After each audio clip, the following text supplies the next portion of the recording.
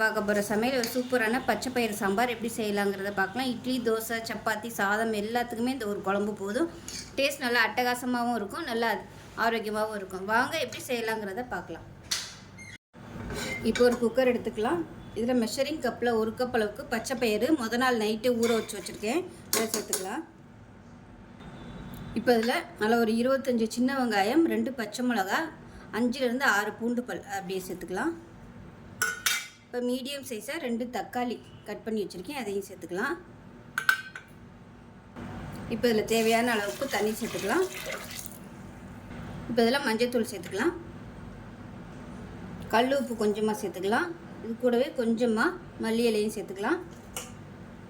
இப்போ குக்கரை மூடி வச்சுட்டு நல்லா ஒரு 5 விசில். இப்போ இதில் 1 ஸ்பூன் அளவுக்கு வீட்டில் அரைச்ச சாம்பார் தூள் சேர்த்துக்கலாம், இல்லை குழம்புத்தூள் எதுனாலும் சேர்த்துக்கோங்க. இது கூடவே எக்ஸ்ட்ரா 1 ஸ்பூன் அளவுக்கு தனியாத்தூள் சேர்த்துக்கலாம். இப்போ இதில் மீடியம் சைஸாக ஒரு 3 கத்திரிக்காய் கட் பண்ணி வச்சுருக்கேன், அதையும் சேர்த்துக்கலாம். இப்போ இது க்ளோஸ் பண்ணிடலாம். 5 விசில் விட்டுட்டு ஸ்டீம் போனதுக்கப்புறம் பார்க்கலாம். இது ஊற வச்சதுங்கிறதுனால 2 விசில்லே நல்லா வெந்துடும். நமக்கு நல்லா நம்ம குலைவாக வேணும். விசில் வந்ததுக்கப்புறம் எல்லாத்தையுமே நம்ம மசிக்க போகிறோம். அதனால் 5 விசில் விட்டோம்னா மசிக்கிறதுக்கு நல்லா ஈஸியாக இருக்கும். இப்போ விசில் விட்டு ஸ்டீம் இறங்கிடுச்சு. எப்படி இருக்குன்னு பார்க்கலாம். இப்போ இந்த மாதிரி தான் இருக்கும். இப்போ இது எல்லாத்தையுமே நல்லா மசிச்சு விட்றலாம்.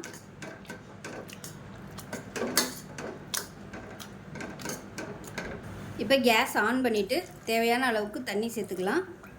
சேர்த்துட்டு நல்லா கொதிக்க விட்டுக்கலாம். திக்னஸ் பார்த்துக்கோங்க, பார்த்துக்கிட்டு எவ்வளோ தேவையோ அதுக்கு தகுந்த மாதிரி தண்ணி சேர்த்துக்கோங்க. இப்போ லைட்டாக கொதிக்க ஆரம்பிக்கட்டும். ரொம்ப மசிக்கக்கூடாது, குழன்னு ஆயிரும். அப்படியே ஒன்றும் அதிகமாக மசிச்சு விட்டுக்கலாம். பாருங்கள், இந்த மாதிரி இருக்கணும். அப்போ தான் நம்ம சாதத்தில் ஊற்றி சாப்பிடையில நல்லாயிருக்கும். இப்போ பாருங்கள், நல்லா கொதிக்க ஆரம்பிச்சிருச்சு. இப்போ நம்ம தாளிப்பு கொடுத்துக்கலாம். இப்போ தாளிக்கிற பேன் எடுத்துக்கலாம். தேவையான அளவுக்கு எண்ணெய் சேர்த்துக்கலாம்.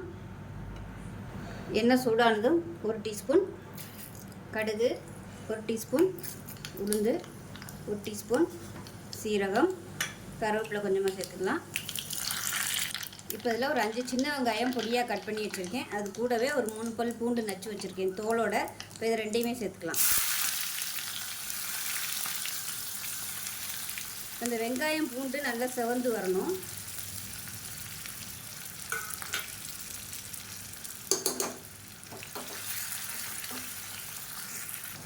இது கூடவே நல்லா ஒரு 3 வரமிளகாயை விதையை எடுத்துகிட்டு 2ஆக கட் பண்ணிவிட்டு சேர்த்துக்கோங்க.